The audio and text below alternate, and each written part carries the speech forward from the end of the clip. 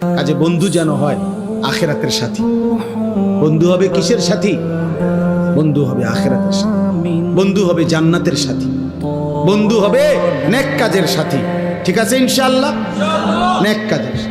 আল্লাহ কোরআনে বলছে, ওই যে আয়াত, ওই আয়াতে আল্লাহ বলছে নেক কাজের বন্ধুরা আমি আল্লাহ তাদেরকে ডাক দেব হাসরের ময়দানে, ইয়া ইবাদি, হে আমার বন্ধুগণ, বান্দাগণ, লা খাউফুন আলাইকুমুল ইয়াওমা ওয়ালা আনতুম তাহজানুন, আজকে তোমাদের কোনো ভয়ও নাই, চিন্তাও নাই।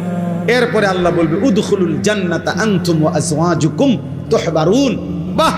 আল্লাহ বলবে তোমরা যারা নেক কাজের বন্ধু ছিলা, তোমরা বন্ধুরা একে অপরকে হাত ধরাধরি করে গলাগলি করে আমার জান্নাতে ঢোকো। খোদার কসম, এটা কোরআন শরীফ। হ্যাঁ, এমনকি এই আয়াতের তাফসিরে আছে যে স্বামী স্ত্রী তারাও মূলত বন্ধু।